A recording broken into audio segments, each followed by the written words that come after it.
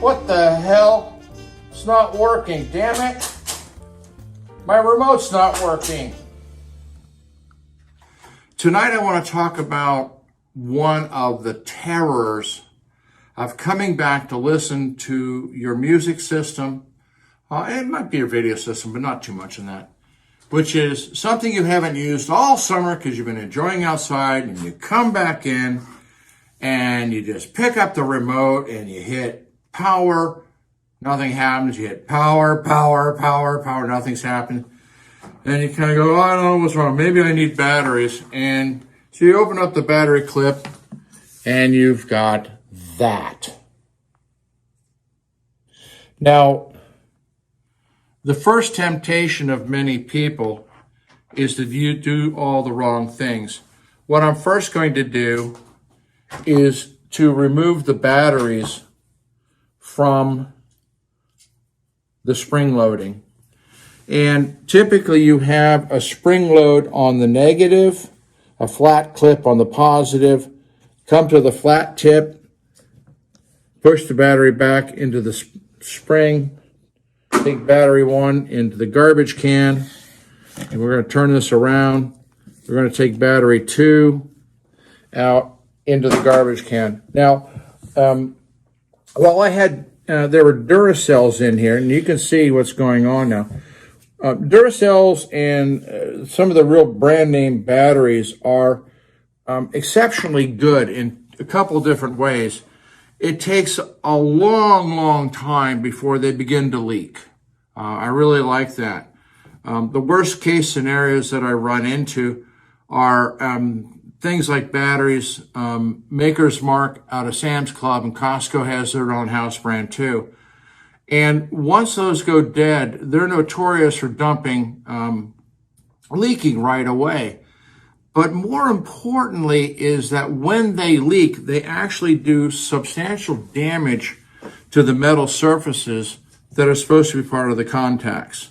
So now that we've got it at this point and you can see it, the usual temptation is, we're going to use, some form of liquid. No, we're going to use some form of electrowash. Well, good luck, because if you don't melt the plastics, you don't want to use that. And here's another brand. And then there are some village idiots who go out there and they just try to use Deoxit straight out. Now, Deoxit is a fine product, but at this stage, this is the last thing you do. So we're going to keep that on the counter. The rest of it is garbage. And what I'm going to do is show you how to begin to salvage your remote control, because if your product has been discontinued for a while, you're going to wind up paying $30 to $60 for an original manufacturer OEM remote. And that's even if it's there. You might find some sort of knockoff out of China, which may or may not work well for you, but we're going to talk about salvaging a remote. Now, normally I do this over the kitchen sink at home, but I don't have a kitchen sink here, so I'm going to do it over a paper towel. And the first thing I'm going to do is just simply tap it gently, and I'm going to try to knock out the leakage as best I can. Now I see what I've got, and I'm going to take a toothbrush, preferably not your roommates or anyone else's. Go on and get a new one.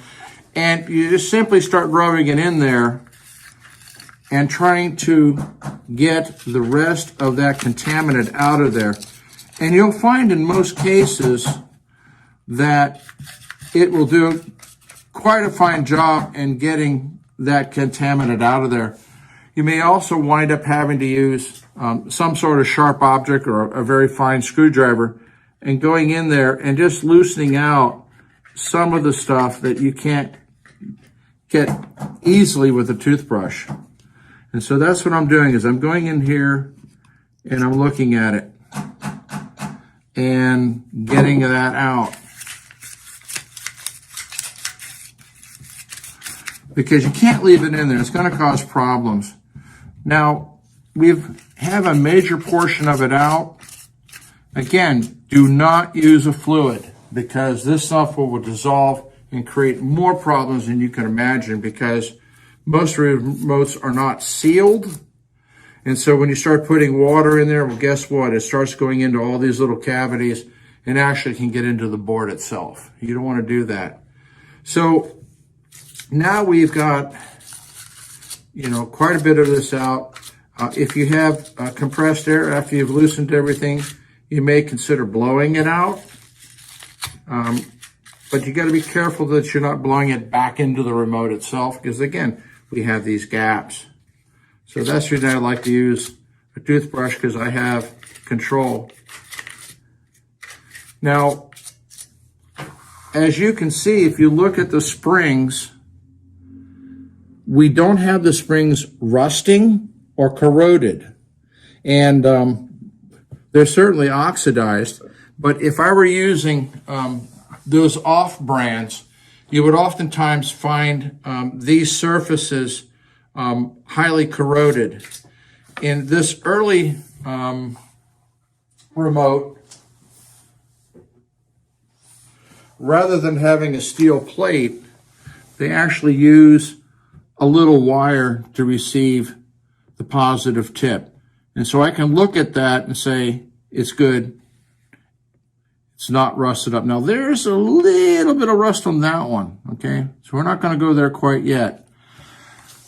Now, depending upon the degree of battery leakage and how severe it was and what batteries you had in it, you may or may not need to open the remote itself.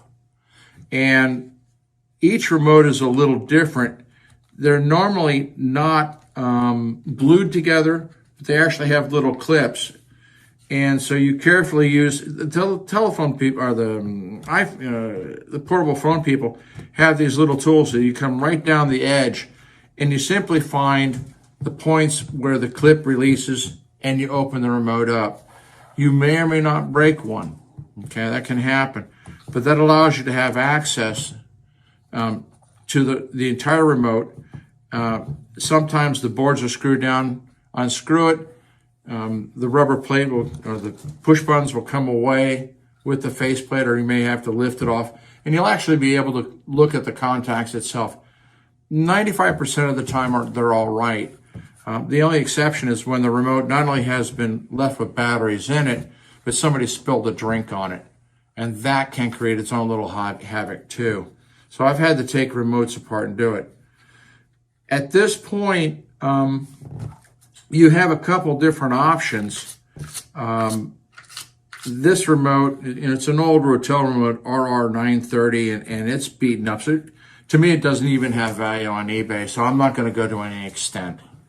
If somebody wants me to go into a real tear down of a remote, I'll do it for you. But you got to write me, because I'm not going to do it voluntarily.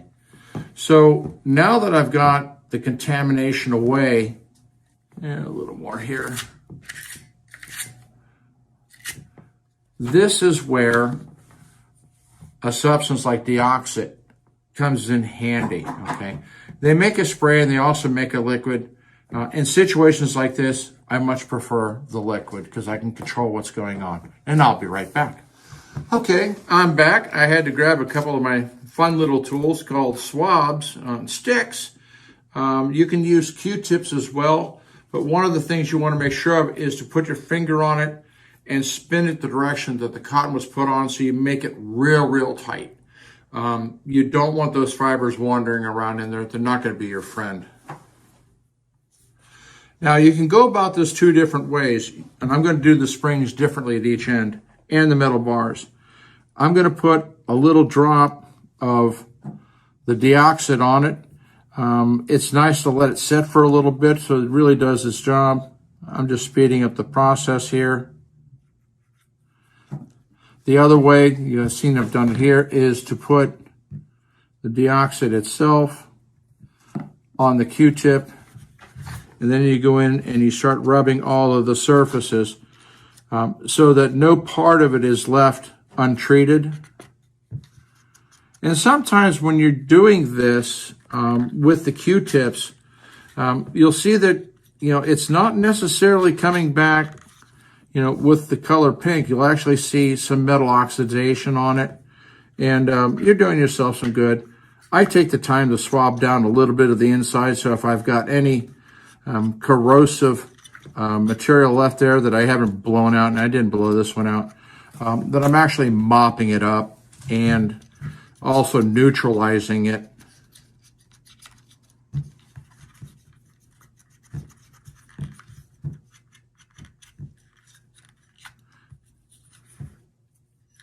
So this is a case, I did this intentionally. You see how this is all spun apart because I didn't tighten this one down. And this is true on Q-tips and everything else. The more you tighten it down, the better off you are. Depending upon the diameter, you might actually take the time, hey, we'll do that. You'll take the time to actually take some of the cotton off so that the diameter that you're working with is smaller. So now I've tightened this one down, and you can see I've made the head much smaller.